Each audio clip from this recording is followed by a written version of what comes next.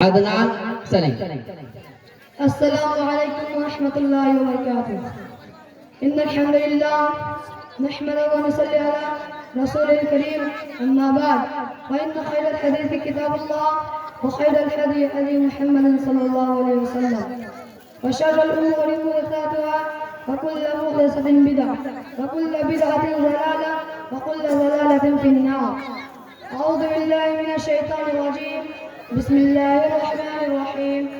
میں آپ لوگوں کے سامنے ایک چھوٹی سی تقریر پیش کرنا چاہتا ہوں جس کا عنوان ہے تعویذ گھنٹے کی شرعی حیثیت. اللہ تعالیٰ ساری کائنات کا خالق و مالک ہے. آسمان و زمین کا ذرہ ذرہ اسی کے اختیار میں ہے. جیسے زندگی، موت، شفا و بیماری و خوشحالی سب کچھ اسی کی مرضی اور اسی کے ارادے سے ہوتا ہے. مگر افسوس آج امت مسلمہ کے ایک بہت بڑا طبقہ نے توحید کے اس عقیدے کو تقریباً بھلا رکھا ہے کہ شفا دینے والی ذات صرف اللہ رب العالمین کی ہے. تعویذ کو شکار اور مختلف قسم کی تعویذات لکھے جا رہے ہیں. پورے قرآن میں عملیات کے نام پر تعویذات کو عملیات کی کتاب بنا دیا گیا ہے. جیسا کہ تعویذ کا لٹکنا حرام ہے، جیسا کہ اللہ تعالیٰ کا فرمان ہے وَإِن يَمْسَسْكَ اللَّهُ بِضُرٍّ فَلَا كَاشِفَ لَهُ وَإِن يَمْسَسْكَ بِخَيْرٍ فَهُوَ عَلَى كُلِّ شَيْءٍ قَدِيرٌ وَهُوَ الْقَاهِرُ فَوْقَ عِبَادِهِ وَهُوَ الْحَكِيمُ الْخَبِيرُ. اور اگر اللہ تعالیٰ تجھے کوئی برائی پہنچائے تو اس کے سوا اس برائی کو کوئی دور کرنے والا نہیں ہے. اور اگر اللہ تعالیٰ تجھے کوئی برائی پہنچائے تو ہر شے پر قادر ہے اور وہی اپنے بندوں پر غالب ہے اور وہی حکمت والا خبردار ہے. اسی طرح بہت سے لوگ ایسے ہیں جو اپنے آپ کو اور اپنے بچوں کو بیماری اور نظر بد وغیرہ سے بچنے اور بچانے کے لیے تعویذ پہناتے ہیں اور یہ سمجھتے ہیں کہ تعویذ بیماری کو خود بخود دور کر دیتا ہے، حالانکہ مصیبت کو دور کرنے والا اللہ ہے.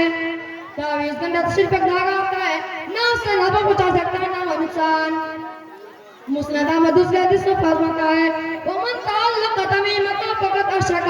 جس نے تعویذ لٹکایا اس نے شرک کیا. رسول صلی اللہ علیہ وسلم کا فرمان وَمَن تَعَلَّقَ تَمِيمَةً فَلَا أُتِّمُ اللَّهُ وَدَّعَ اللَّهُ لَهُ وَمَن تَعَلَّقَ تَمِيمَةً فَلَا وَدَّعَ وَمَن تَعَلَّقَ تَمِيمَةً فَلَا وَدَّعَ اللَّهُ لَهُ. یعنی بطور تعویذ گنگا کوڑی اور ثابت وغیرہ گلے میں لٹکائے اور اسے اللہ تعالیٰ سکون اور راحت میں بخشے. کیونکہ وہ لٹکانے والوں کا مقصد یہ ہوتا ہے کہ اللہ تعالیٰ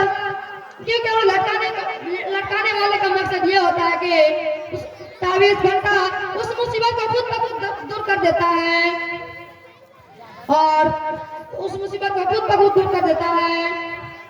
مصیبت کو دور کرنے والا تو صرف اللہ رب العالمین کی ذات ہے.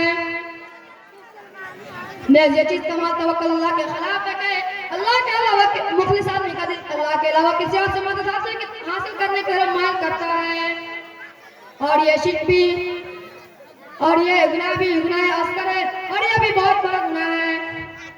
تعویذ گھنٹے کے بارے میں ایک مثال یہ ہو سکتی ہے کہ کوئی مریض کسی ڈاکٹر کے پاس جائے اور اپنی ساری بیماریاں بیان کر دے اور اپنی بیماری کی دوا لے کر آئے اور اس دوا کو نہ کھا کر اپنے گلے اور اپنے ہاتھ میں لگا لے تو کیا اس کی بیماری ٹھیک ہو سکتی ہے؟ تو آپ لوگ کا یقیناً یہی جواب ہوگا کہ نہیں.